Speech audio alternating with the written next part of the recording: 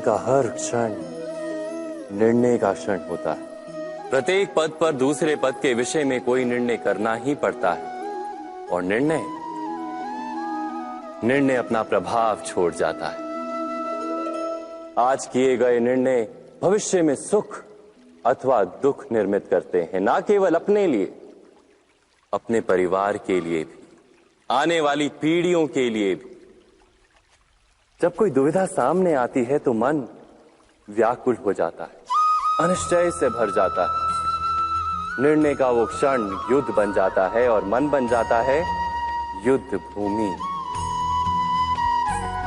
अधिकतर निर्णय हम दुविधा का उपाय करने के लिए नहीं, केवल मन को शांत करने के लिए लेते हैं।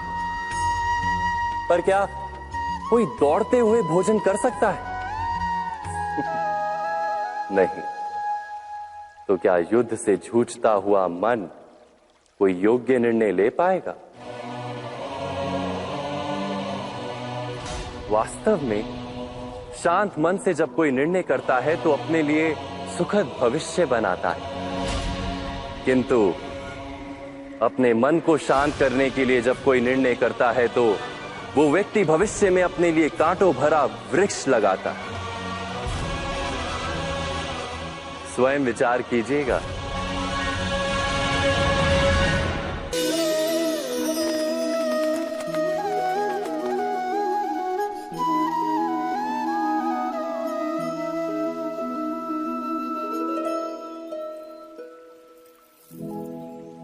निर्णय के क्षण में हम सदा ही किसी अन्य के सुझाव, सूचना, मंत्रणा या परामर्श को आधार बनाते हैं और हमारे भविष्य का आधार हमारे आज लिए गए निर्णय के ऊपर होता है। तो क्या हमारा भविष्य किसी अन्य के परामर्श, किसी अन्य के सुझाव का फल है? क्या हमारा संपूर्ण जीवन किसी अन्य की बुद्धि का परिणाम? क्या हमने कभी विचार किया है? सबका अनुभव है कि भिन्न भिन्न लोग एक ही स्थिति में भिन्न भिन्न परामर्श देते हैं। मंदिर में खड़ा भक्त कहता है कि दान करना चाहिए और चोर कहता है यदि अवसर मिले तो इस मूर्ति के श्रृंगार चुरा। धर्म से भरा हृदय धर्ममय सुझाव देता है और अधर्म से भरा हृदय अधर्म का परामर्श देता है।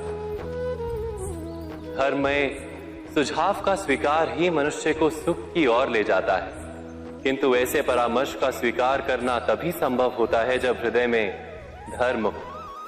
अर्थात किसी का सुझाव अथवा परामर्श स्वीकार करने से पूर्व स्वयं अपने हृदय में धर्म को स्थापित करना क्या आवश्यक नहीं? स्वयं विचार कीजिए।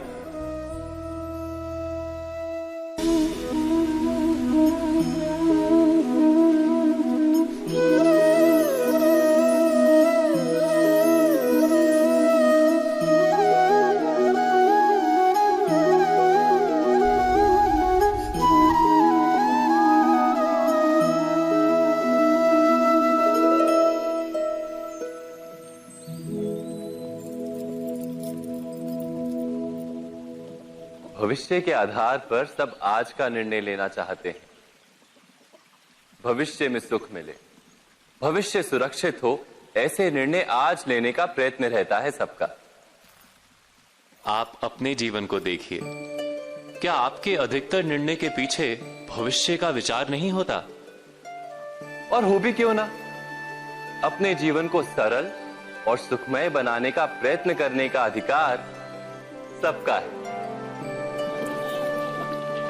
पर भविष्य तो कोई नहीं जानता, केवल कल्पना ही की जा सकती है।